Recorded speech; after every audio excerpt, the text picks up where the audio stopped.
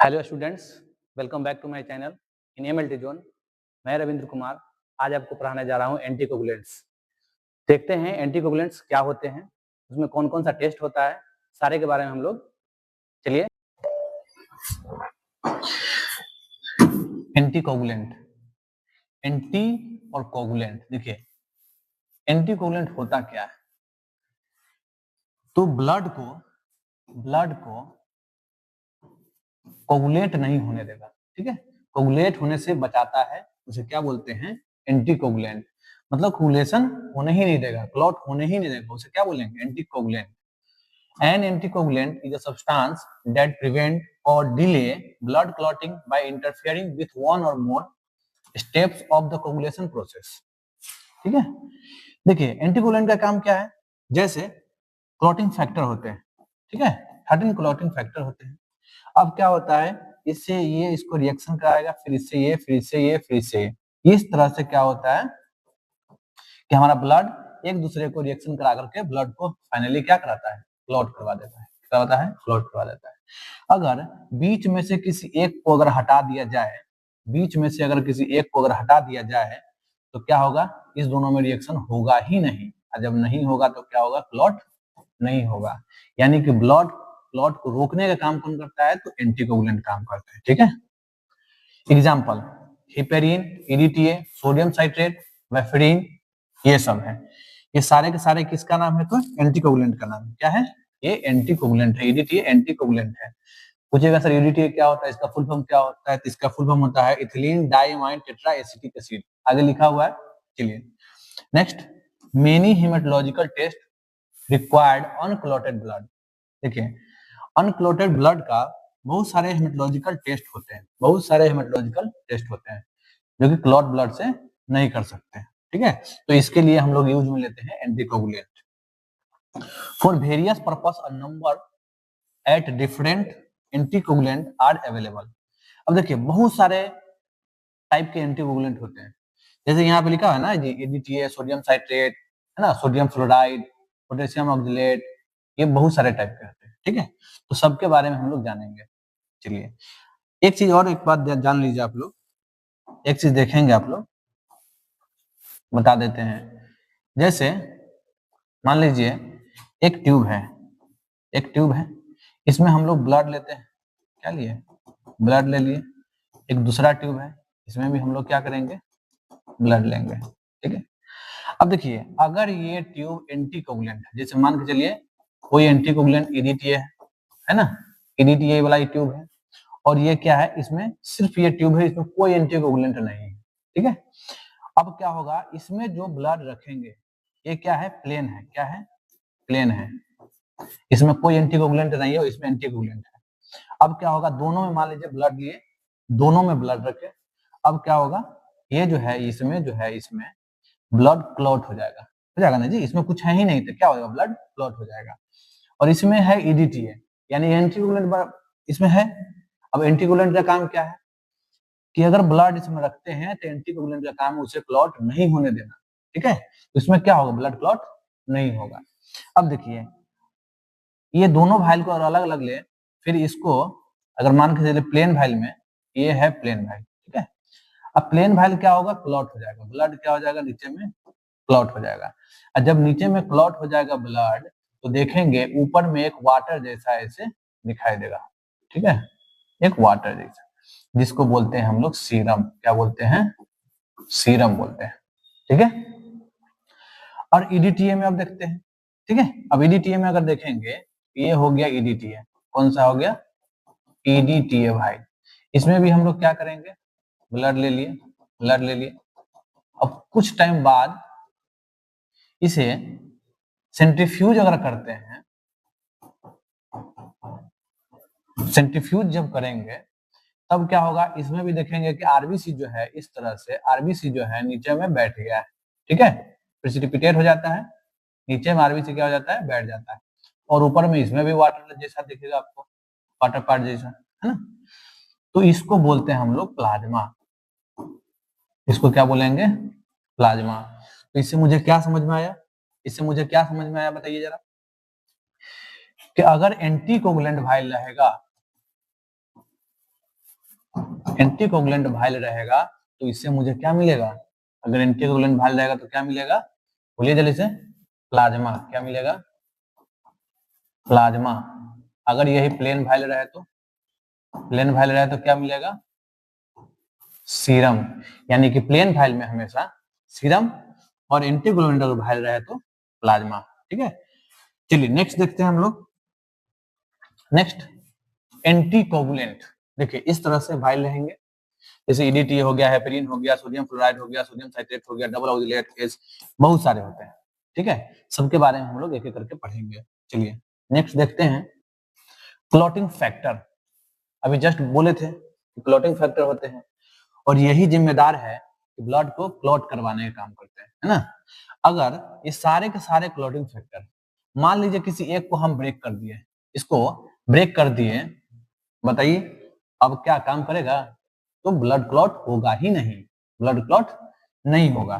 चलिए मान के चलिए स्टेबल फैक्टर है, इसी को हम लोग हटा देते हैं। अब बताइए ब्लड क्लॉट होगा नहीं ना। तो क्या है, नहीं पूरे फैक्टर में से कोई भी एक फैक्टर, ये जो फैक्टर आप देख रहे हैं, ये पूरे फैक्टर में से कोई भी एक फैक्टर को अगर ब्रेक कर दिया जाए तो क्या होगा? ब्लड क्लॉट नहीं होगा। ठीक है, ब्लड क्लॉट कैसे होगा? तो सर तो सारे को छोड़ देंगे, किसी को ब्रेक नहीं करेंगे तो ब्लड क्लॉट हो जाएगा, जो कि प्लेन भाइल में होता है। क्या था प्लेन भाइल में? ये क्या है? प्लेन भाइल।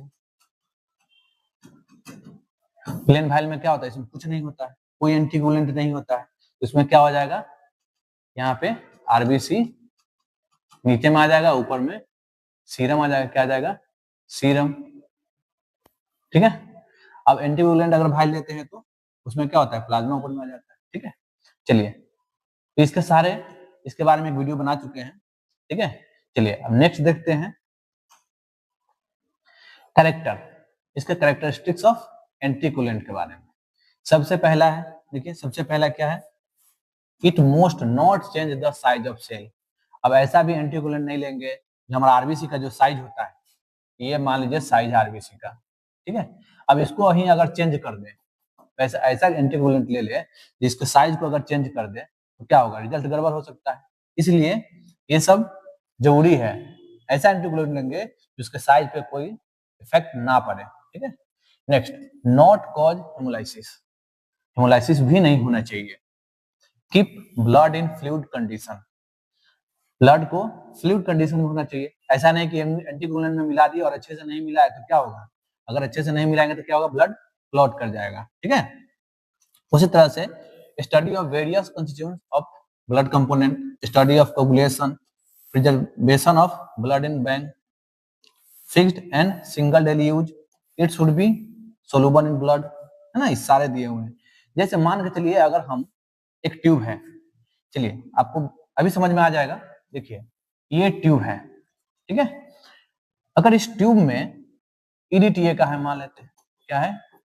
EDTA, एंटीकोगुलेंट इसमें कौन सा है? EDTA।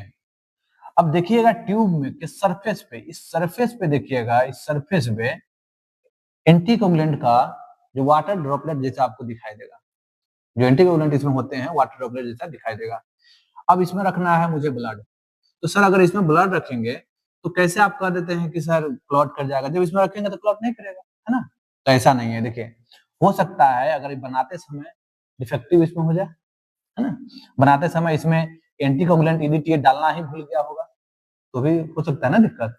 तो ये सब बातों पर हम लोग ध्यान देंगे कि ये सही होना चाहिए। अब क्या है कि इसमें जो एंटीकोगुलेंट है वो मात्र मान के चलिए 2 ml ब्लड के लिए ही डाला गया है। इसमें एंटीकोगुलेंट EDTA जो है 2 ml ब्लड के लिए डाला गया है। अब इसमें आप जो है 3 ml ब्लड मान के चलिए रख दिए, आप इसमें कितना रख दिए? 3 ml। बताइए तो एंटीकोगुलेंट काम करेगा? नहीं ना। कितना ml के लिए बनाया गया है? 2 ml के लिए। तो इसलिए आप लोग ध्यान रखिएगा एकदम कि जितना के लिए बनाया गया होगा, वाइल पे लिखा हुआ है 2 ml, तो हम लोग ब्लड 2 ml ही लेंगे। अगर 3 ml के लिए वाइल होगा तो 3 ml ही लेंगे, ज्यादा कम नहीं लेंगे। ठीक है, चलिए नेक्स्ट देखते हैं टाइप्स ऑफ एंटीकोगुलेंट। 2 टाइप है, पहला क्या है? नेचुरल एंटीकोगुलेंट, दूसरा आर्टिफिशियल एंटीकोगुलेंट, है ना। नेचुरल में क्या आता है? हिपेरिन आता है। क्या आता है? हिपेरिन। आप लोग एकदम याद रखिएगा, हिपेरिन ये क्या है? नेचुरल एंटीकोगुलेंट है। सेकंड है आर्टिफिशियल। क्या है, पहला EDTA है, सोडियम साइट्रेट है, सोडियम फ्लोराइड है, SST सीरम सेपरेटेड ट्यूब है, बहुत सारे ऐसे होते हैं, ठीक है, बहुत सारे होते हैं आर्टिफिशियल एंटीकोगुलेंट, सबके बारे में हम एक एक करके पढ़ेंगे। तो सबसे पहले आज हम देखते हैं नेचुरल एंटीकोगुलेंट के बारे में। चलिए नेक्स्ट, हिपेरिन क्या है, नेचुरल एंटीकोगुलेंट है, क्या है, नेचुरल एंटीकोगुलेंट, ठीक है। तो इसके कलर की बात करें तो कैसा होता है, ग्रीन कलर, ये जो यहाँ पे देख रहे हैं इसके ये जो कैप का जो कलर है ना, कैसा है, तो ग्रीन कलर, याद रखिएगा। इट इज नेचुरल एंटीकोगुलेंट, कैसा है, तो नेचुरल एंटीकोगुलेंट है। Also called thromboplastin and antithrombin, इसे इस ट्यूब को नेचुरल एंटीकोगुलेंट जो हेपेरिन है उसे हम एंटीकोगुलेंट अल्सो कॉल्ड थ्रोम्बोप्लास्टिन, इस एंटीकोगुलेंट को नेचुरल एंटीकोगुलेंट जो है इसमें जो हेपेरिन है इसका दूसरा नाम क्या है, थ्रोम्बोप्लास्टिन या एंटीथ्रोम्बिन भी कहा जाता है, ठीक है। Sodium, potassium, lithium, ammonium salt is used, इसमें ये सारे चीज के जैसे sodium, potassium, lithium, ammonium, salt, ये सारे चीज में यूज किए जाते हैं, ठीक है। नेक्स्ट, मोड ऑफ एक्शन की बात करें, आखिर काम कैसे करता है ना। Heparin prevent clotting by inhibit thrombin, thus prevent conversion of fibrinogen to fibrin. अब क्या है, ये प्रिवेंट करने का काम करता है, क्लॉट से बचाने का काम करता है, ये जो है फिब्रिनोजेन से फिब्रिन का निर्माण ही नहीं होने देगा, ठीक है। क्लॉटिंग में क्या होगा, यहाँ पे सॉरी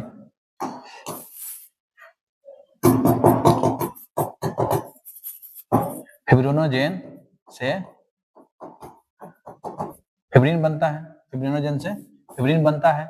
अब क्या होगा, इसको बीच में नहीं बनने देगा, और जब नहीं बनने देगा तो हम बताए थे कोई भी एक फैक्टर को अगर ब्रेक कर दिया जाए तो ब्लड क्लॉट नहीं होता है, तो क्या होगा, इसको फिब्रिनोजेन से फिब्रिन बनने ही नहीं देगा, तो क्या होगा, ब्लड क्लॉट नहीं करेगा। चलिए प्रोपोर्शन की बात करें, अब 0.2 mg पर ml ऑफ ब्लड, मतलब 1 ml में 0.2 mg ही होगा कौन, एंटीकोगुलेंट, ये जो है हिपेरिन एंटीकोगुलेंट है और ये ब्लड की मात्रा की बात कर रहा है। अगर 2 ml की बात करें तो कितना होगा, 0.4 mg, ठीक है, ये बात आप याद रखिएगा। यूज की बात करें, यूज आखिर इसका यूज कहाँ पे होगा, ठीक है, तो टीबी गोल्ड में होगा, osmotic facility, ally cell preparation, ये सारे चीज में इसका यूज होते हैं, ठीक है। तो ये सारे चीज आप लोग को याद करना है। चलिए हम लोग नेक्स्ट देखेंगे, अब बताए थे ये आर्टिफिशियल एंटीकोगुलेंट जैसे EDTA, सोडियम साइट्रेट, ये सारे चीज हम लोग नेक्स्ट डे देखेंगे। मिलते हैं फिर शाम के 6 बजे। Thank you.